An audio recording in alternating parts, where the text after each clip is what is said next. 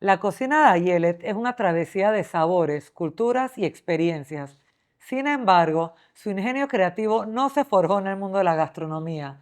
Ella cambió la estabilidad de un trabajo seguro, sentada frente a una computadora en otro continente, para aventurarse entre pailas y sartenes aquí en Panamá. Ayelet acaba de publicar un libro donde teje historias que se cocinaron a fuego lento en el fogón de atrás. Bienvenidos a Un Sorbo a la Vez.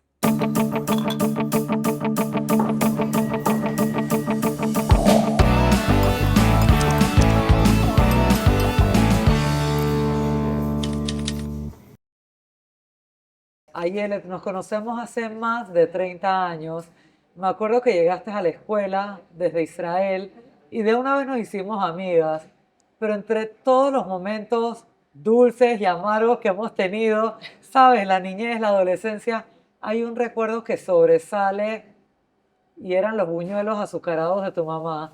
Ha pasado montones de tiempo y nunca he probado unos tan ricos. Quiero saber, ¿la cocina de tu mamá fue el punto de partida en tu recorrido gastronómico? Wow, qué bien que te recuerdas de eso, de las cosas dulces.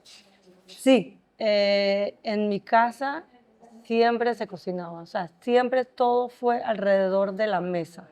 Si es hablar entre nosotros y contarnos qué pasa, qué ha pasado durante la semana o el día, es sentados en la mesa y siempre la comida servida y la cocina de mi mamá, que es marroquí, es deliciosa. O sea, siempre era alrededor de los condimentos y de dónde y cómo y cuánto. Eso es algo que 100% fue, con eso creé ese camino. Qué bueno.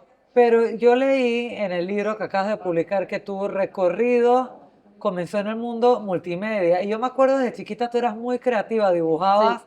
O sea, siempre has tenido como esa vena creativa. Entonces, ¿cómo diste el salto de estar trabajando en la serenidad de una oficina o tu casa, no sé, enfrente a una computadora, a esa vida tan caótica y tan acelerada en las cocinas? Bueno, mira, era una época que lo que es multimedia era lo más in, eran los 90. Yo recién salí del ejército y era como que todo el mundo estudiaba Evid, Photoshop, Freehand, o sea, todos los programas Bueno, que tú se naciste usaban. en Israel. Sí, Israel yo siempre nací ha en estado a Israel. la vanguardia de lo que es Entonces, tecnología. exacto, entonces era lo que todo, el mundo iba hacia allá, era 90, el año 92, 93. Yo salí del ejército en 95 por Que ahí. tú dices 90 y pico, para mí suena como si fue la semana pasada, Sí, pero pero fueron hace fue 30 años ya. exacto, exacto. Entonces era muy de moda. Y yo no soy persona de ir con el flow, pero en esa sí dije, wow, o sea, el mundo está cambiando y ya, saca el chip, deja de hacer cosas que arte no te va a llevar a nada, dibujar. Y sí, me encantaba dibujar. Quiero que Y sepas que yo siempre estaba un poquito celosa de lo bonito que dibujabas. me O encanta sea, hasta no, hoy. tienen que entender, esta agarraba, en todo dibujaba, muy bonito. Es más, me salvé porque mi hijo dibuja increíble.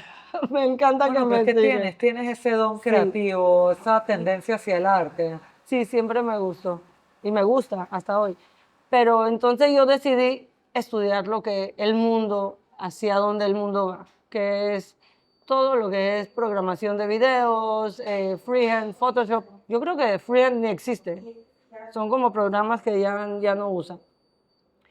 Y bueno, aguanté casi un año, pero no más. O sea, ya sentí como que de verdad no me gusta. O sea, Pero ¿y sí, cómo migraste a la cocina? Porque de la computadora a la cocina hay kilómetros de una amiga distancia. mía en ese tiempo, muy buena amiga, trabajó en un café de un chef muy famoso en Israel que se llama Erez Komarovsky. Y él llegó en los 90 de California con la novedad del sourdough. O sea, él llegó a Israel con esa novedad de hacer, o sea, mucha gente hacía masa madre, pero en un punto muy sencillo, como hacían Pero están a las la abuelas. vanguardia, pero yo creo que yo escuché la palabra masa madre por primera vez, puede ser hace 4 o 5 Bueno, años. en la O pandemia. sea, se come, En la sí. pandemia. Todo el mundo. Así es, así es. No, pero en ese tiempo yo la iba a visitar en ese café y yo le decía, se llamaba Sharon. Yo le decía, Sharon, o sea, consígueme trabajo aquí porque me encanta lo que está haciendo. O sea, ese pan es increíble. Había pan de masa madre con chocolate. Había pan de masa madre con parmesano y no sé qué más le ponía, salvia, o sea, sabores que no existían. Y ella me consiguió trabajo ahí. O sea, yo terminaba, trabajaba en la televisión israelí como part-time para pagar mis estudios. Y de ¿Qué 6 de la tarde, estudiaste? ¿Pero qué estudiaste? multimedia. Ah, ok, En ese, tu carrera exacto, y previa, pues. ahí cambié. Y yo le dije, desde las 6 de la tarde ya estoy bien, voy a trabajar en el café. Y ahí cuando entré y empecé a trabajar, ahí tenían una cocinita, hacían buenos emparedados O con sea, ese pan. trabajabas en la cocina. Trabajé en la cocina, o sea, yo juré que me van a meter ahí como que ya preparando, haciendo los sándwiches y todo, pero Pero te gustaba cocinar de antemano, sí, entonces, sí, o sí, no tanto. siempre me gustaba, o sea, creces en una casa que todo el mundo cocina y siempre en las fiestas Algo se te pega, algo se algo te se te pega, pega. algo se te pega. Entonces ahí empecé, bueno, empecé trabajando allá, pero no como cocinera, sino como steward. ¿Y cómo fue cómo fuiste escalando? ¿Tu formación fue empírica o Bueno, estudiaste? yo ¿Cómo hasta hiciste? ese momento yo no estudié. Yo trabajé en ese café por más o menos un año y algo. Y llegué a un punto que empecé, yo estaba siempre en la parte de atrás, en lo que es lo que llaman hoy el lavaplato, el aseador. Me encantó. O sea, ese es el mejor trabajo que uno puede tener para empezar en una cocina. Entonces, yo empecé allá y ahí de poco a poco organizar las neveras, los pedidos y poco a poco te dan más responsabilidad. ¿Por qué dices que ese es el mejor trabajo para comenzar siendo el aseador y lavaplatos? Porque desde ese punto, estando en el desorden de lo que termina de una cocina, es lo que empieza el día siguiente. O sea, tú puedes saber cómo es tu negocio. Hasta hoy, o sea, hasta hoy yo me meto a ayudar en la parte de atrás. O sea, es súper importante entender que tienes que empezar desde tu primer soldado para entender cómo funciona tu negocio. Saber qué es difícil, saber qué es fácil, saber qué puedes pedir y exigir, cuánto puedes exigir. Si tú no eres capaz de hacerlo, nadie lo va a poder hacer. O sea, no es justo que esperes que otra gente lo haga. Entonces tú tienes, si es tu negocio, si es tu cocina, tú tienes que estar al mando. Yo lo veo desde este punto de vista. No, y es súper válido. O sea, es como tú dices, también te ayuda a desarrollar la empatía, o sea, entender 100%, 100%. qué es lo que le estás exigiendo a tu equipo Yo siempre le digo para poder liderar. exacto, yo siempre le digo a mi gente, a los que están trabajando en mis restaurantes, nunca exijas algo que tú no eres capaz de hacer. O sea, tampoco te estoy hablando de cosas eléctricas, o sea, estoy hablando del día a Pero día. tú no sientes que cada persona, o sea, es como un gran equipo y cada uno se destaca en algo, o sea, como que cada uno tiene que aportar en lo que es bueno. 100%, pero yo sí creo, y en mis cocinas es así, todos empiezan en el fregador. Todos empiezan en ese punto. Ah, bueno, ahora hablemos de tu libro. Este libro es muy peculiar en el sentido de que no es tu libro tradicional de recetas. Este libro combina así recetas, pero también historia. También es un poco álbum familiar. ¿De dónde nació la idea? Ese libro empezó como, o sea, pensando en un libro de recetas. Eso fue hace como 6, 7 años que, que yo siempre quise hacer un libro de las recetas de Darna, de Lula, o sea, las recetas del restaurante, porque a la gente le gustaban esas recetas hasta hoy. Y Pero yo, eso es algo de verdad te feliz. Hablaremos de eso un poquito más adelante, pero o sea, lo desprendida que eres con querer compartir las recetas que han hecho famosos tus restaurantes, Pero ahora volvemos a eso, entonces sigamos con la idea del No, libro. entonces la idea era hacer las recetas de Darna, de Lula, de la cafetería, todo lo que teníamos en el camino, y con eso teníamos bastantes recetas. Y, y nos fue muy bien a mí y a Alegre porque hicimos eso en conjunto. Yo necesitaba hacer ese libro no sola. O sea, hay un Alegre la fotógrafa Alegre que tomó Zaporta tal... que tiene aquí fotografías increíbles de sus viajes, que ahora llegamos a cómo llegamos a eso. Entonces ella nos reuníamos en los restaurantes y hacíamos las fotos de los platos.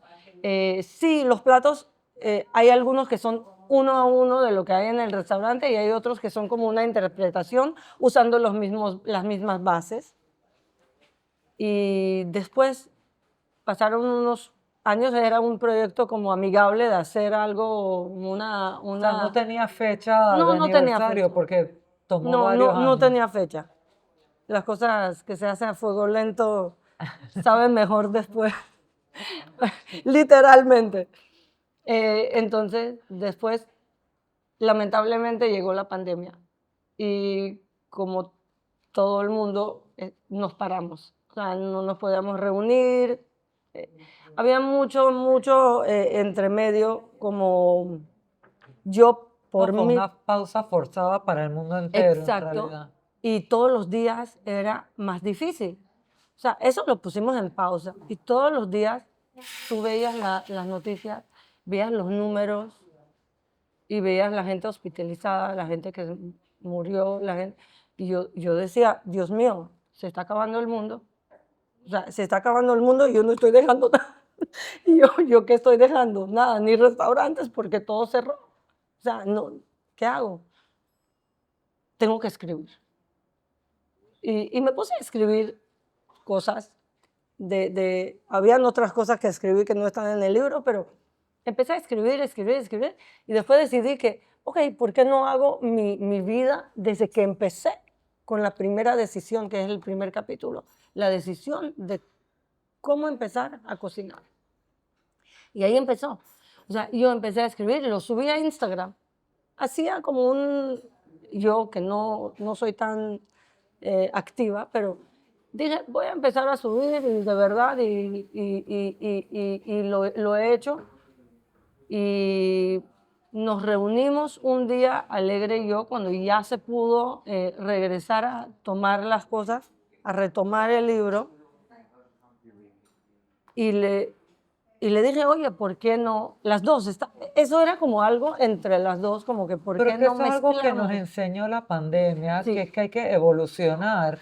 O sea, hay tanta gente que se quedó en su casa, en su exacto, cuarto, aterrorizados, que bueno, fueron tiempos de mucho miedo, mucha incertidumbre, pero la gente mucho. quedó paralizada por el miedo.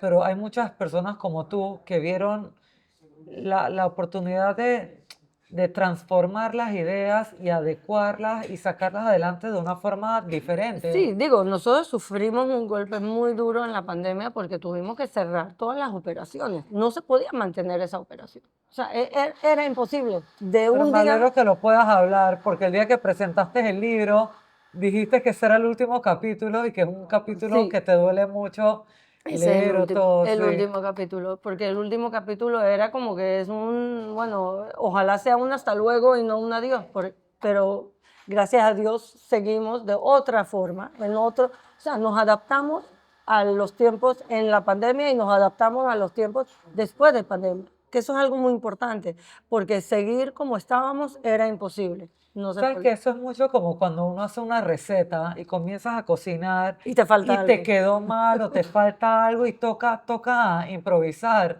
Yo creo que todos improvisamos.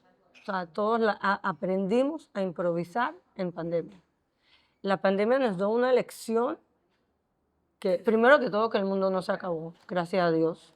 Eh, eh, sí fue un golpe duro y yo sí creo que mucha gente perdió mucho de lo que tenía.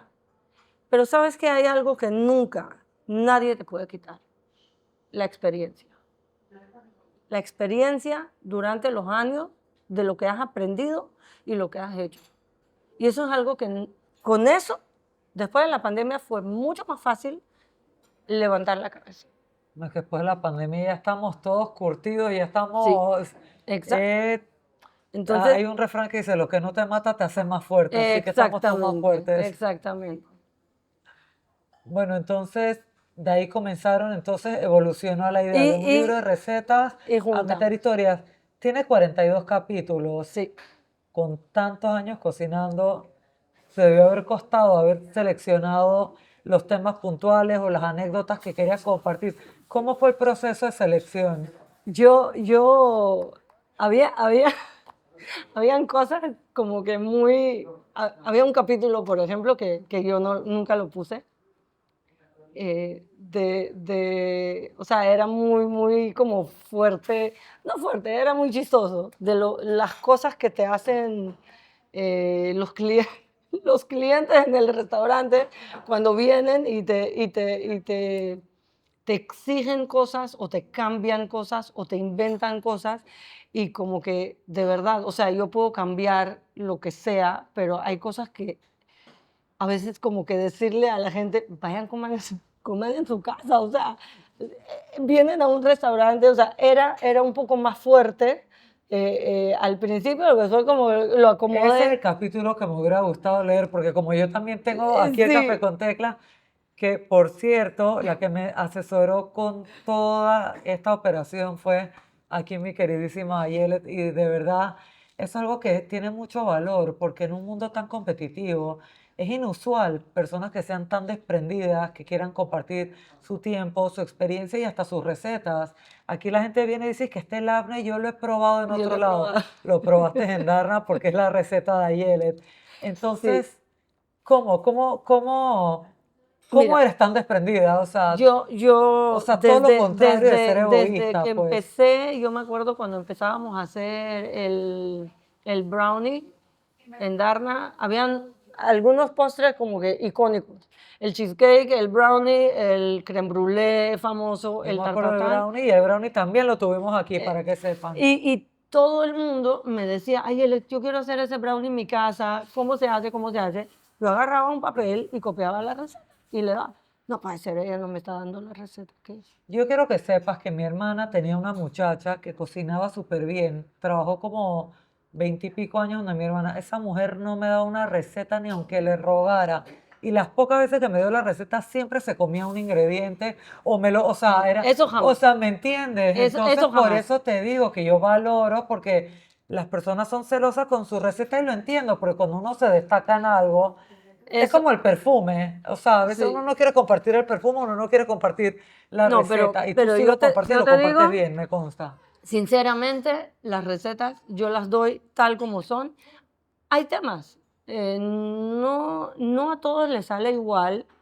La misma receta que lee en un libro y la cocinas tú, la cocino yo, la prepara tu vecina, puede ser que no salga igual. Cada quien tiene su forma de mezclar, su forma de el pinch de algo que no es el mismo pinch.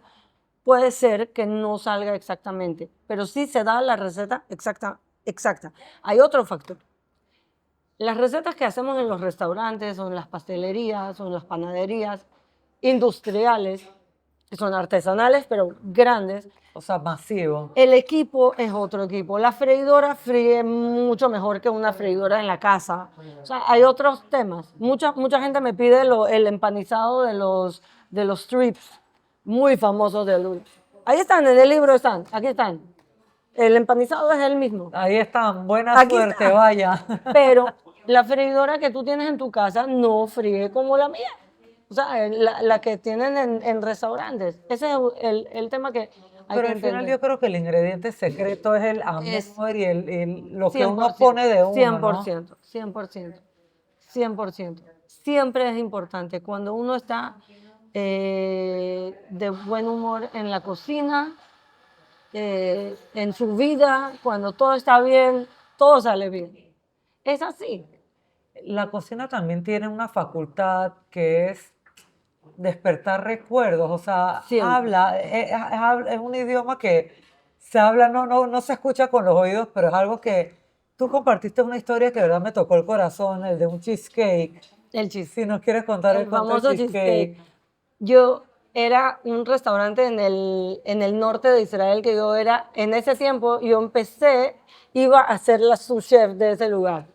Pero cuando yo empecé, entonces no había nadie en la parte de los postres, en la estación de postres, y yo hice un cheesecake, pero muy bueno, o sea, muy, muy como New York cheesecake, pero le agregué otras cosas. Y arriba tenía como sour cream con azúcar, que eso le daba otra textura. Era muy bueno. Entonces, había un crítico muy famoso en Israel en ese tiempo, que él escribía en un periódico y él tenía, meses antes, estaba en búsqueda del cheesecake del sabor del recuerdo, porque el recuerdo parece que la vecina de él, cuando él estaba, él era joven, o en el ejército o en la universidad, él llegaba los fines de semana a su casa y tenía su pedazo de cheesecake. Era una señora que es O sea, la vecina se lo... sobreviviente del holocausto y ella le hacía ese cheesecake. Y ella falleció, la vejez, y, y él estaba buscando ese sabor porque le hizo falta. Y a veces nos hacen falta. Mira, tú te acordaste de los buñuelos de mi mamá. Entonces decidió hacer como un viaje en todo Israel buscando el cheesecake del recuerdo, el sabor que más parezca. Igual no O hay. sea, fue una peregrinación en busca del cheesecake. Exacto. Pero bueno, él era un crítico, o Sí, sea, era un en crítico y él, gastronómico, o sea, que él o sea, en conoce. el camino él criticaba el mismo restaurante y todo normal.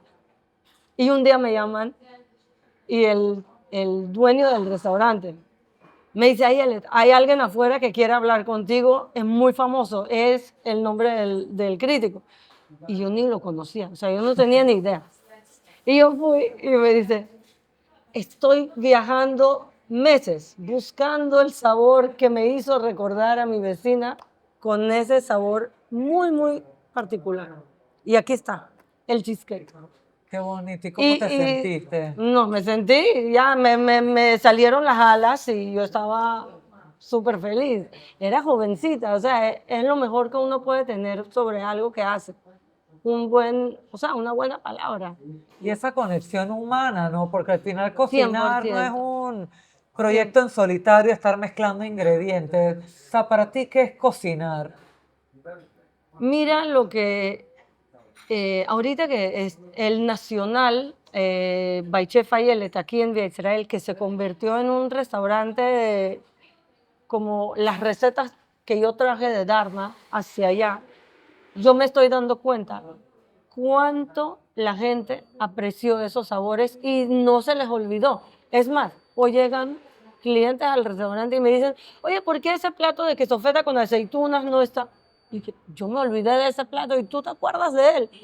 O sea, hay tantos platos que sacábamos ahí que yo ni me acuerdo, pero yo me di cuenta que la gente, mis clientes de toda la vida, no se olvidaron de esos sabores y esos sabores quedan. O sea, quedan y gracias a Dios logramos que queden igual y siempre. Y eso es parte muy importante también de un restaurante, mantener la consistencia. O sea, es sumamente importante que un restaurante saque los platos tal cual siempre. Y muchos lugares no lo hacen, lamentablemente. Puede ser que por cambio de personal, puede ser que por cambio de chef, puede ser que descuido de alguien, pero es muy importante. El nivel siempre tiene que ser igual.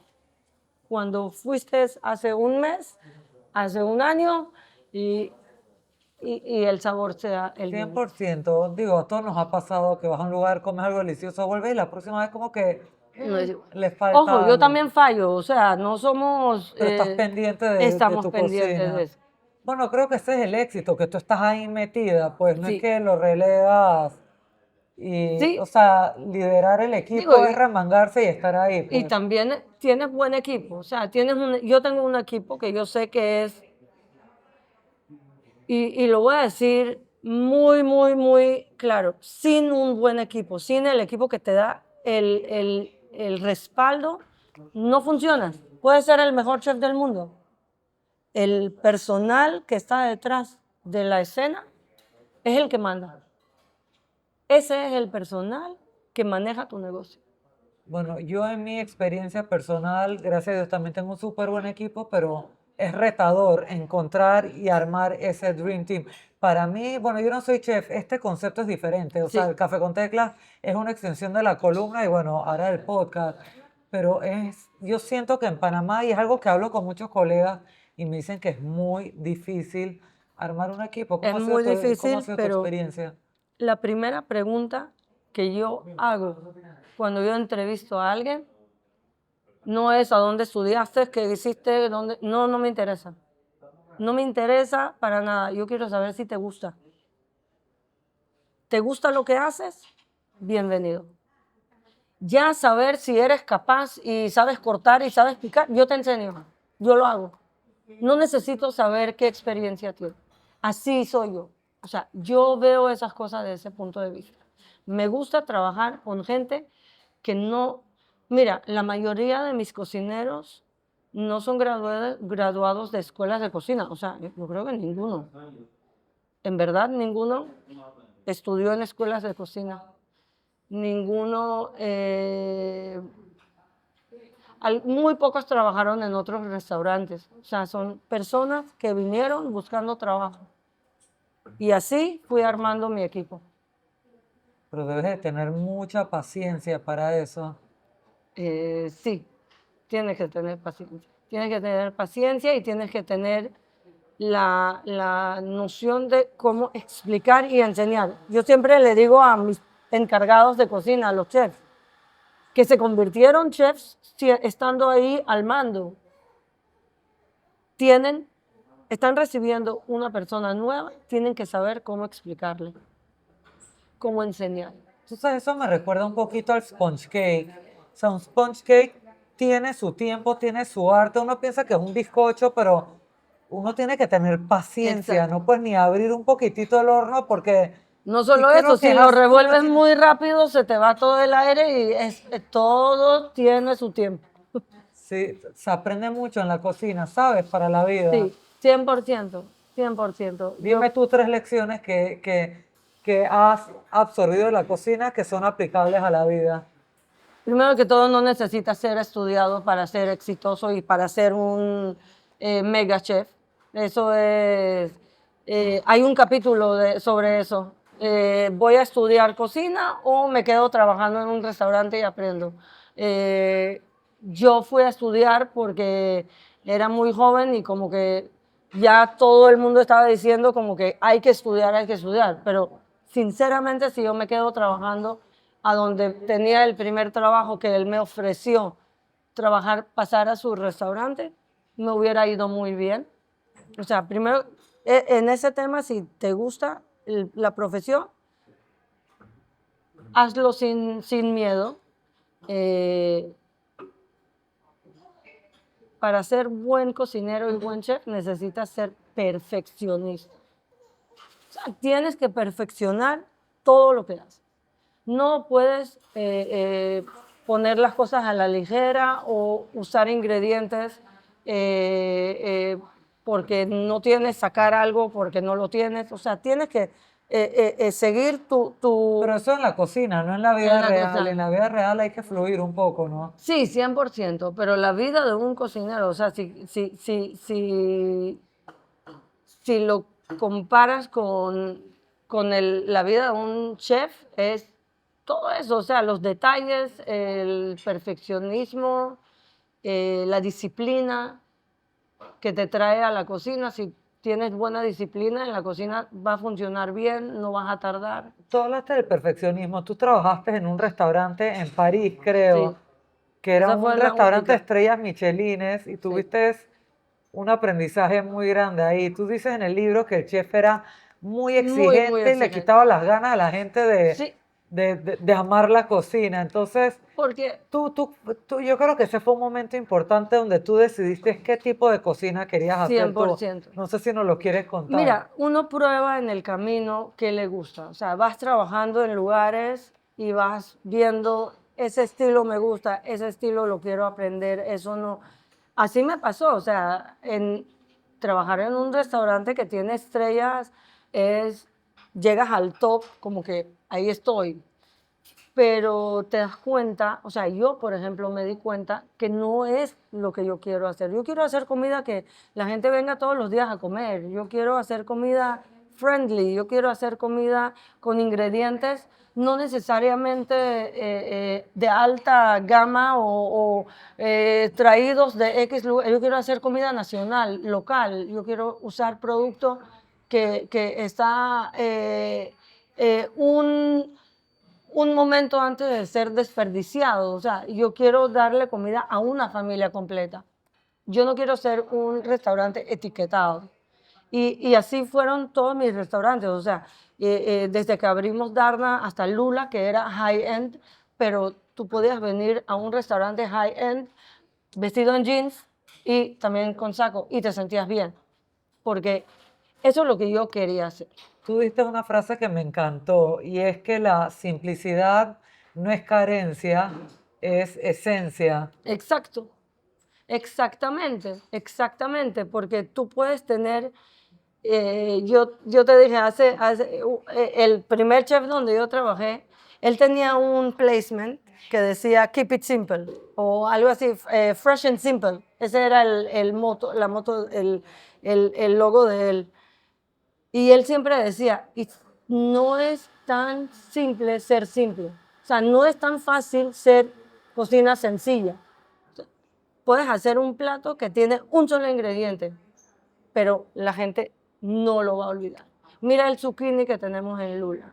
Lula tenemos un zucchini. Es un plato de un solo ingrediente, literalmente. O sea, que ese no lo he probado, ahora voy a No, tú tener vas que ir a a un restaurante y te probarlo. ponen un zucchini en el plato. Literalmente es un solo plato, pero tiene un sabor espectacular. Es un zucchini local, cosechado en Boquete, traído acá a Panamá. Aquí está toda la esencia de un plato en un solo ingrediente. Tú sabes que yo siento que has tenido un talento especial para fusionar sabores de la cocina israelí con sabores autóctonos panameños. ¿Cómo es tu proceso creativo?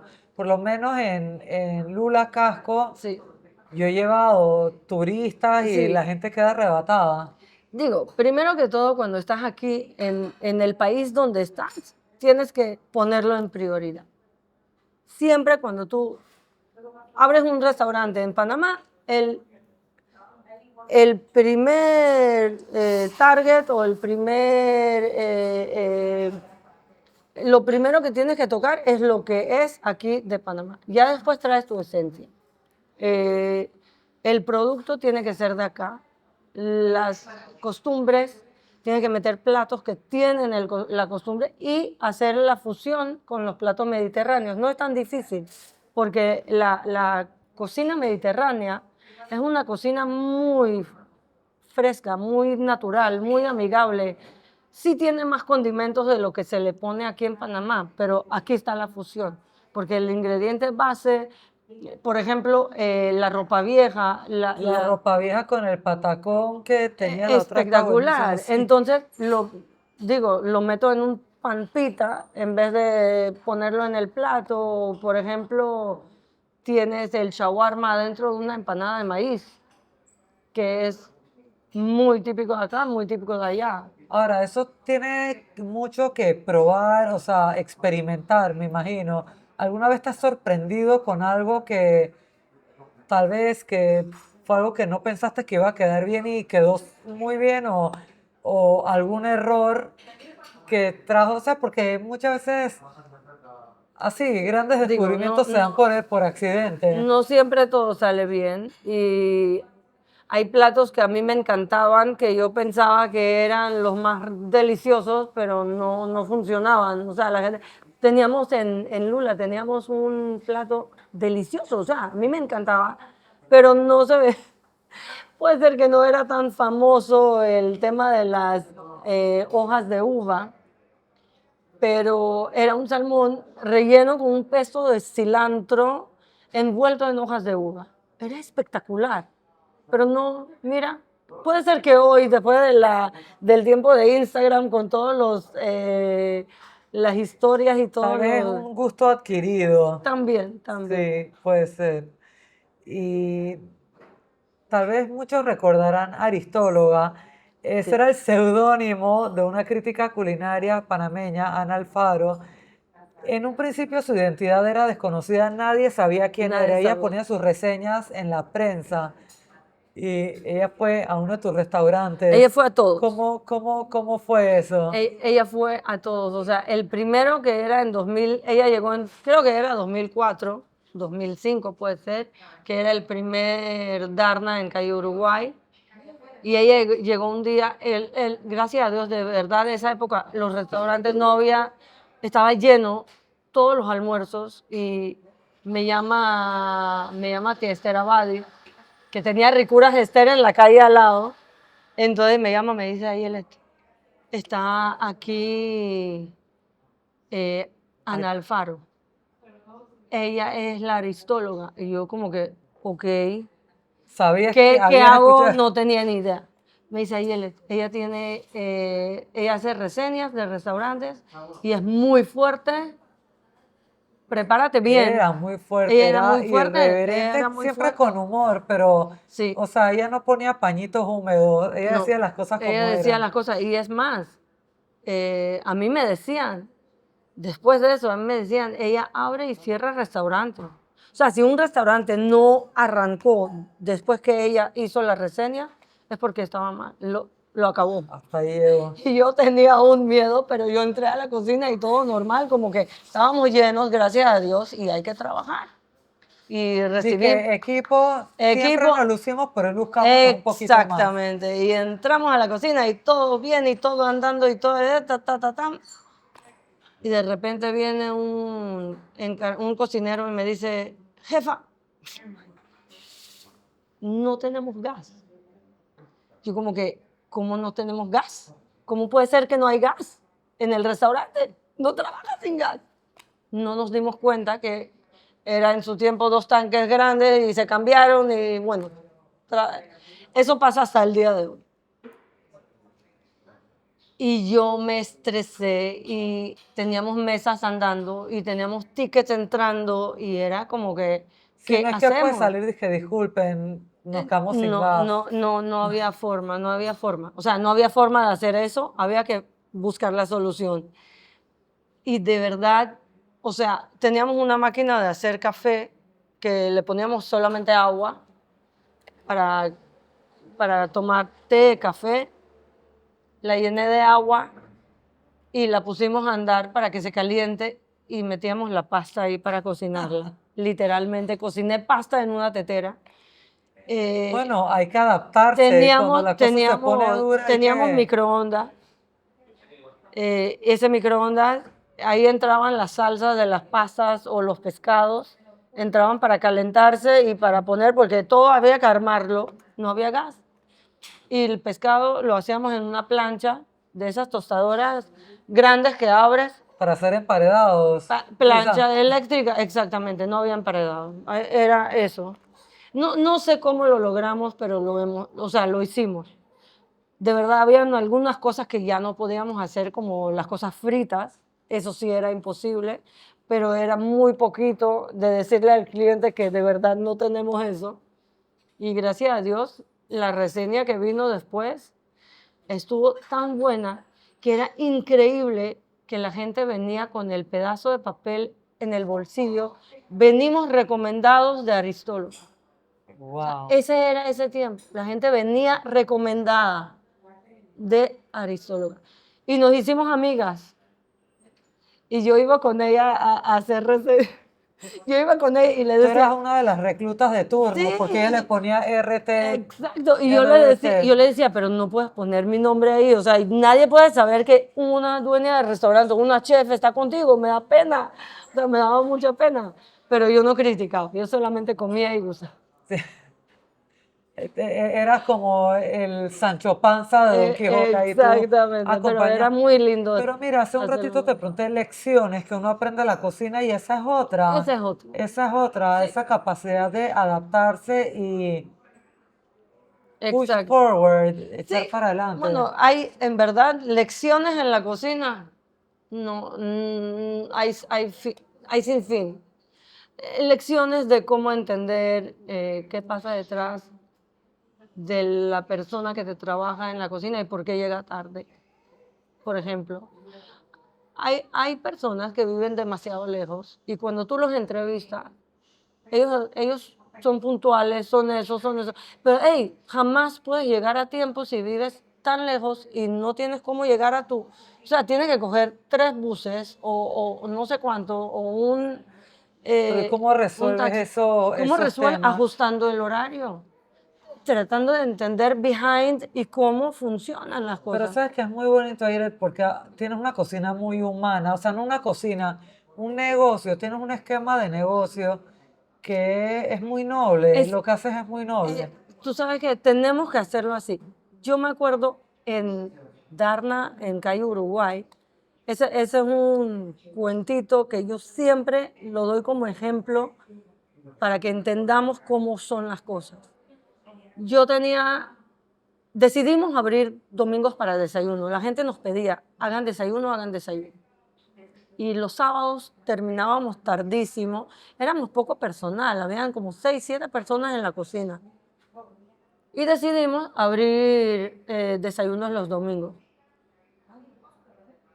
Después de 2 domingos que trabajamos y todo estaba bien, viene uno de los cocineros, de los encargados, y me dice, jefa, hay un tema, tú sabes que Julio, en ese caso, Julio, Julio no llega a su casa porque sale de aquí el sábado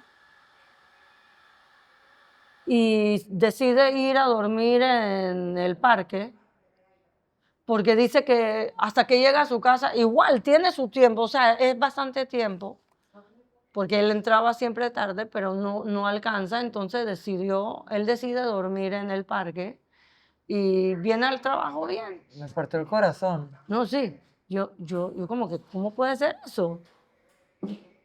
Y yo hablando con ellos les dije, pero eso es algo que no puede pasar. Y se tomó la decisión no abrir los domingos porque no puedo tener tan poco personal, tampoco podía tener en ese tiempo más gente y nos tenemos que adaptar a lo que hay. Y si es no vender los domingos, desayuno, a mí no me importa, yo no vendo desayunos, yo voy a trabajar desde el mediodía. Y así fue, para que él pueda llegar a su casa y pueda colaborar normal y la gente tiene su vida normal. Qué bueno, de verdad que súper bonito. Darna pasó por diferentes ubicaciones. Has tenido varios restaurantes, creo que icónicos todos. Algunos han sido exitosos, otros no tanto. Sí. ¿Cuál es Yo creo qué has que, aprendido? ¿Cuál es el secreto del éxito en esta industria? bueno, el secreto más grande, yo creo que cuando yo abrí Darna en Cayo Uruguay, lo abrí con Avi, que éramos socios y vinimos con una idea, los dos, ninguno de nosotros tenía restaurante, era como que el primer negocio que hemos hecho ¿Eso en qué año fue? de O sea, resto. ¿cuántos años tenías? 2003. O sea, tenías como 10 años cocinando hasta que decidiste Sí, abrir tu primer restaurante. exacto, sí, O sea, te formaste eso también primero y tomó tiempo. después... Eso también tomó tiempo. Y lo hicimos fue como ensayo y error, o sea, aprendimos sobre la marcha. Lamentablemente, Avi siguió en otro camino, yo me quedé con el restaurante y mi hermana se asoció a mí. Y lo hemos hecho, lo hemos manejado de una manera como socias, hermanas. Ella estaba en el front, yo estaba siempre en la parte de la cocina. Me equivoqué un montón y, y yo creo que eso es algo que eso pasa. Uno siempre se equivoca No, y pero de ahí mejora. pasaste a Avenida Balboa y de Pero Avenida de ahí Balboa pasamos pasaste ya a a Punta Pacific. Pero ya Pacífica. O cuando sea, pasamos a Avenida Balboa pasaron 3 años. Y después de 3 años ya aprendes y sabes cómo hacer algo mejor en una cocina doble tamaño, restaurante mucho más grande. En Avenida Balboa había mucho más y espacio de algo que sentar. tiene mucho mérito es que tus restaurantes son kosher. Y los los veo que restaurantes, son sí, frecuentados por personas de de todo todas el... partes. Entonces, una cocina que se supo consolidar en su Sí, momento como un buen restaurante y no estaba catalogado como que el no, nunca restaurante. quise que fuese catalogado, o sea, yo O te voy sea, a... pero es que son cosas que a veces no es lo que uno quiere, lo que uno pasa, sino es lo que Mira, pasa, pues. cuando yo decidí abrir un restaurante aquí en Panamá, primero que todo no era, ese es algo que no muchos saben, pero Darna cuando se estaba abriendo no era kosher. O sea, no quisimos que sea kosher. Quisimos hacer un restaurante friendly, pero, pero era normal. Y un Pero era día, lácteo o era de carnes no, también, porque los lo restaurantes teníamos kosher es el cuando, uno o el otro, no se bueno, cuando mezclan. estábamos trabajando era, cuando íbamos a abrir, era todo mezclado y no había nada kosher. Y el mismo día antes de abrirlo, yo me acuerdo que yo llegué al restaurante como para trabajar los postres en la noche. Porque los postres lo hacía yo madrugando. Y le digo a Avi, oye, no me siente bien hacerlo no kosher. ¿Qué te parece si vamos donde el rabino y pedimos qué necesitamos para que sea kosher? Me dice, tú estás loca. Ahora nos toca a otros, nos va a decir que tenemos que cambiar todo y qué hacemos. Y le dije, ¿qué te cuesta? Vamos juntos, vamos a hacer. Fuimos al día siguiente donde el rabino, el gran rabino Tion Levi, y le dijimos que tenemos todo armado, pero tenemos carne no kosher ahí, tenemos todo, hicimos las pruebas, todo no kosher, y queremos hacerlo kosher. ¿Qué se necesita? Y él me dice, primero que todo, saquen todo lo que tienen de ahí y cambien la vajilla, porque la vajilla la cerámica no se puede usar de nuevo. Y a todo lo demás, yo vengo un día, el lunes yo vengo al restaurante y les digo exactamente lo que tienen que hacer. Y el mismo rabino vino al restaurante y era increíble porque él vino con una flashlight. Él vino con un flashlight para revisar los hornos, los ductos, o sea, todo a dónde y cómo tenemos que limpiar y arreglar todo. Nos mandó a los supervisores, hicimos este trabajo, sacamos todo lo que teníamos de carne y de productos, se lo dimos al restaurante de al lado y al frente, éramos pocos. Y ahí empezamos a hacerlo y lo hicimos como es, kosher Qué certificado. bueno. Pero estuvimos en una ubicación que no era común para un restaurante kosher y de verdad los primeros clientes eran no judíos que vinieron. Pero mire, y así uno da a conocer, nada más para explicar un poquito, en el judaísmo hay carnes que no se comen, por ejemplo, la carne de cerdo no se come, la carne de vaca tiene que ser preparada de una forma especial, entonces son muchas particularidades que se tienen que tomar en consideración a la hora de hacer un restaurante kosher, no se mezclan productos cárnicos con productos lácteos, entonces es Sí, complicado, pero mira, pero lo logramos todo, y lo todo, todo, hicimos. todo fluyó. Una cosita, Lula y Darna, ¿qué significan los nombres? Bueno, Darna, y ese es otro cuentito. Está en el libro, bueno, ya No, sabes. ese no creo que está en el libro, pero no está en el libro, pero ¿qué pasó? O sea, cuando vienes joven y quieres invertir y hacer algo, no tienes mucho presupuesto y los bancos no te conocen y nadie te quiere dar nada. Entonces compramos un restaurante que estaba en quiebra o iba a cerrar, que era el de Calle Uruguay. Hicimos un acuerdo con el dueño, seguimos pagando el alquiler al dueño de la propiedad. Pero el restaurante era un restaurante, creo que era tipo Egipto árabe, algo como que muy, tenía las Étnico, ventanas me muy acuerdo, como arabescas, así, exacto. me Entonces acuerdo. las paredes tenían como signos, tenía como cosas, y nosotros hicimos el cálculo en la cabeza como que cuánto nos va a costar cambiar esas ventanas o cambiar las paredes. Las dejaste. Y yo como que no hay plata. O sea, aquí la plata la vamos a invertir en lo que necesitamos. Y dijimos, ok, pero ese diseño no va con cualquier nombre. ¿Qué hacemos? Estábamos buscando nombre que combine. Y Darna en marroquí significa mi casa. Pero Y le yo quedó dije, súper no, y lindo. yo dije, belleza, vamos a ponerle Darna.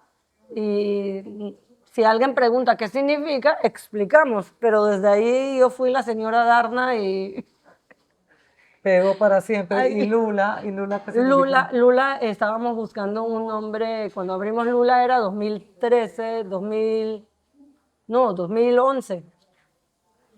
Y estábamos buscando un nombre femenino, porque detrás de Darna y de Lula y todos esos proyectos siempre está mi hermana y yo, Esther. Y decidimos también un nombre femenino. Y estábamos buscando, había uno, Valeria, había nombres de mujer. Y viene mi hermana y dice, ¿cómo así? Lula. Ella me llama Lula. Ay, de verdad, no Ese sabía. es el, El ella, apodo ella de es la única que me cariño. llama Lula. Entonces decidimos que sea Lula y ahí quedó bien, quedó Yo creo que bonito. eso no lo sabe nadie. No creo, No, muy no lo, poca bueno, gente, ahora sí ya lo van a saber. muy pocos saben eso.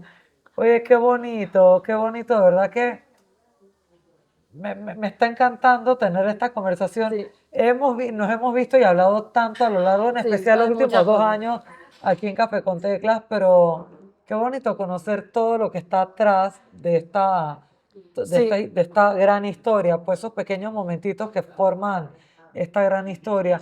Y hay otra cosa más que no mencionaste, no sé si está en el libro, no sé si lo vi, pero tú también le das mucho de vuelta al país. Siempre estás involucrada en todo lo que es. trato, Habla un poquitito de eso. yo Yo sé que eres trato, muy modesta, eres muy humilde, no, yo pero es trato. bonito porque, ¿sabes? Y yo siempre digo, tenemos en el mundo poco espacio, o sea, no tenemos mucho espacio, no nos dan mucho tiempo. ¿Sabe? Entonces, en el tiempo que te dan, haz algo para los demás sin necesidad de recibir nada a cambio. O sea, a veces, Sin remuneración, pues. exacto, haz para lo que puedas. Entonces, gracias a Dios a la pandemia, yo hoy estoy agradecida a la pandemia, eh, me uní a la Fundación Rescate de Alimentos y hacemos muchas cosas para tratar de controlar el hambre en el país. O sea, ¿qué hacemos prácticamente así en pocas palabras? Nos dan o conseguimos o encontramos productos que están a punto de desecharse, de perderse, y los convertimos en aptos para comer y les alargamos la vida. Por ejemplo, tomate en el mercado que está a punto de irse a la basura, en vez de botarlo a la basura, lo convertimos en una salsa y esa salsa tiene otros 4 o 5 meses de dispensa. En convertirla No, o sea, estás haciendo algo doblemente bueno. Por un lado, estás alimentando personas sí, y por otra estás cuidando la cadena de producción porque eso. hay mucho, o sea, cuidando el planeta también, Eso es pues. importante. Y con los desechos que quedan de lo que queda, eh, tenemos un biodigestor en el mercado y está ubicado en varios lugares. Hay un proyecto muy bonito en Alto Jaramillo que lo maneja el Guita, que es una escuela y tiene un biodigestor que nos donó la Embajada de Israel allá. Y ellos ponen todos los desechos, se convierte en gas y en eh, abono Sí, para todo fertilizantes. se le puede dar Sí, otro uso, pues. es más que eso, es la educación. La educación hacia qué es lo que necesitamos en verdad. Cuando tú vas al súper, por ejemplo, o vas al mercado, tienes tomate que cuesta menos, pero tiene una forma un poco diferente, y tienes un tomate que cuesta mucho más, pero está bonito y enterito. Pero igual vas a hacer una salsa de tomate, ¿por qué O no sea, ¿qué comprar? importa sí, Exacto, que no, le importa el sabor? exactamente. ¿Hay algún ingrediente que detestas? No te vas a sorprender, pero yo no como fresas. ¿Por qué? Yo, no, yo sí como fresas frescas. O mermelada de fresa que hace mi mamá o yo. Yo no. Bueno, porque también tus aleas son Pero, caseras, sí. exacto, pero si me ponen en un plato como decoración una fresa o cortada o licuada, no, no sé, es algo en el chip de Algo. Nindy es, ¿Y cuál es el que es infaltable? O sea, tu ingrediente estrella, el que se luce. wow, siempre el aceite de oliva y siempre, en verdad, aceite de oliva. ¿De O sea, verdad? sí, no uso, Tú eres como una mamá con sus hijos, los quiere a todos, no sí, hay... sí, sí, no, no tengo algo puntual. Qué bueno. Oye, me quedé curiosa de saber el capítulo que no pusiste de los malos clientes. Cuéntame una historia así alocadísima que te haya pasado, porque en verdad pasan. Y una vez tuve una señora que hizo una reserva para 8 personas. Al final llegaron 16 y trajo el perro. Y después me dejó una mala reseña es más, escribí una columna de eso. Me dejó una mala reseña en Opetable porque dice que la dejamos esperando, su mesa no estaba lista. No, pero ella reservó una mesa para 8 personas. Y llegaron, mentira, no eran 16, llegaron 14, pero casi el doble. Entonces a veces como que los clientes son un poco intransigentes y ojalá pudieran entender en verdad todo lo que pasa y todo lo que tiene que suceder para poder recibirlos y darle el trato que quisiéramos darle, pero algunos a veces nos los ponen muy difícil. Sí, sí, y ¿sabes qué? Te lo ponen difícil y no los ponen difícil, yo creo que por falta de conocimiento de qué hay detrás de eso. Ese es el punto. O sea, el cliente no tiene idea qué pasa detrás de esas puertas de la cocina. No tiene idea. Por ejemplo, un cliente que viene y te dice, yo quiero un vaso con agua caliente, y eso me ha pasado. Yo quiero un vaso con agua hervida y saca de la cartera el té. Eso pasa.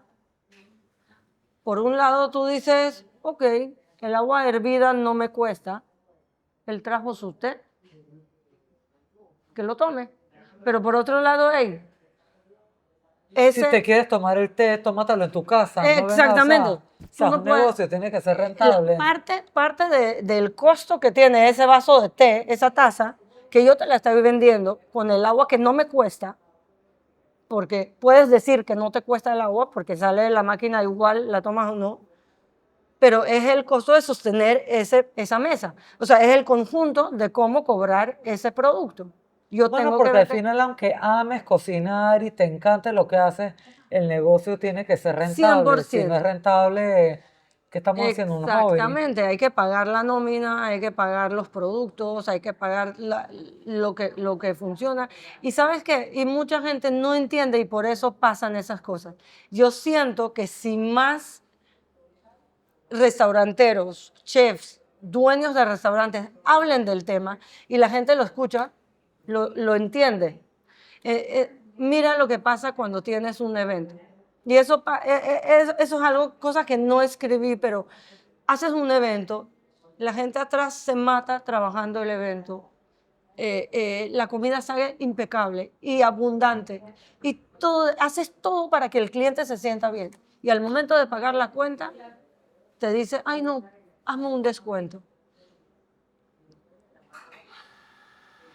Ok, ¿es, es válido o no? A veces uno siente, espérate, no, eso no es válido. Yo te di una propuesta, esa propuesta tenía todo, tú estabas contentísimo con lo que yo te estoy dando. Háblame de eso antes de hacerte el evento. No me pongas el precio después cuando termina. Sí, ya, hay un acuerdo. A mí me pasa lo contrario, bueno, pasa de todo, pero personas que vienen 3 horas, este lugar es chiquitito, tú lo ves, la cafetería es chiquitita, ocupan 14 puestos y ya se toman un café y bienvenidos, Sí, pero después hay una reserva en 3 horas y cuando se ponen eso de es que no me falta está, de y que, o sea, pero conocimiento, sí, es entonces falta de conciencia. hay como que educar un poco. Es un poco difícil educar porque no son, o sea, tú puedes educar al personal que trabaja en tu negocio, tú no puedes educar al cliente. Tú puedes poner tus reglas en tu espacio y el cliente puede decidir si le gusta o no. Mira, algo que me pasó una vez hablando de quejas de clientes. Había una mesa de como 6 mujeres y pidieron de postre un cheesecake. La porción de cheesecake, o sea, es un cake un molde de 22 centímetros, es grande, cortado en 8. O sea, es una porción O así. sea, lo pidieron completo. No, pidieron una Pidieron una, porción ya. para compartir. Y cuando llega la cuenta, llega un solo cheesecake, o sea, el cheesecake. Y la queja fue, el cheesecake o sea, lo que cuesta es muy chiquito.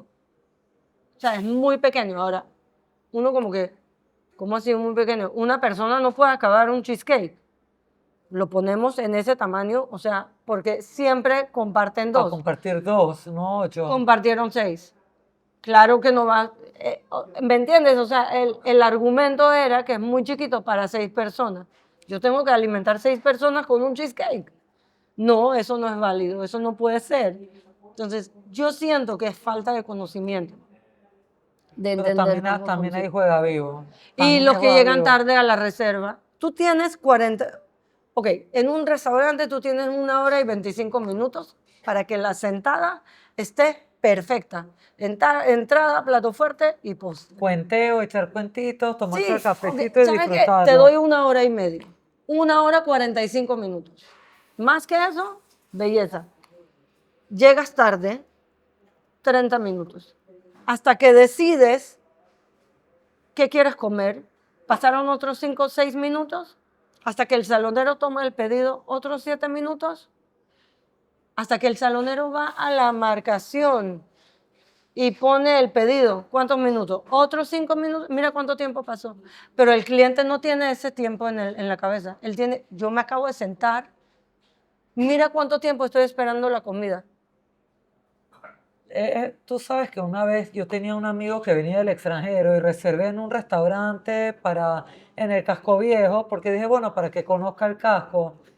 Y esta persona tuvo que cancelar, posponer el viaje y yo llamé al restaurante a cancelar la reserva y me dieron muchísimas gracias por llamar a cancelar, pero me lo dijeron con tanto énfasis que me quedé y que no, oye, de nada, Laura, digo, no es nada. Y el señor me dijo, usted no sabe cuántas personas hacen reservas y tenemos no shows. Y eso es Y difícil. es difícil y a mí también me pasa. El año pasado para el Día de la Madre, me recuerdo porque me dolió.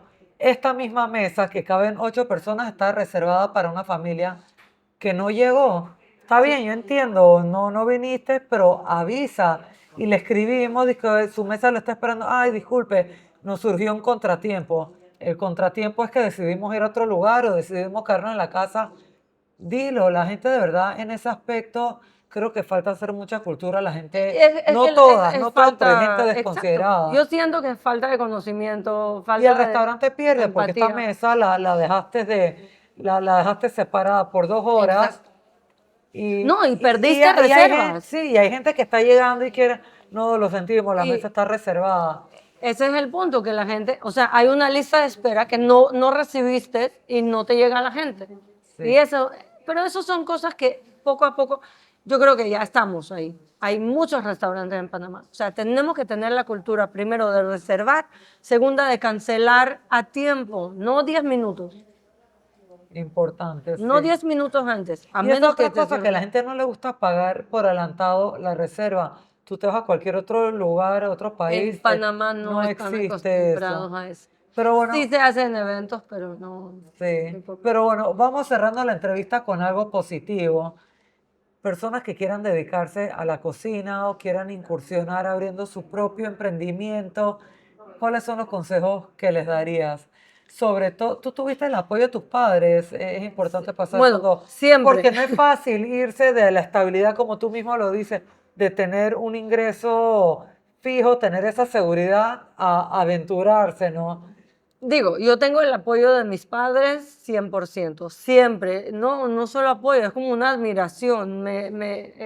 pero al principio cuando yo dije que yo voy a dejar lo que estoy estudiando, la parte de multimedia que se ganaba muy bien en esos tiempos, y ser cocinera, mi papá estaba como que, tú vas a ser una cocinera.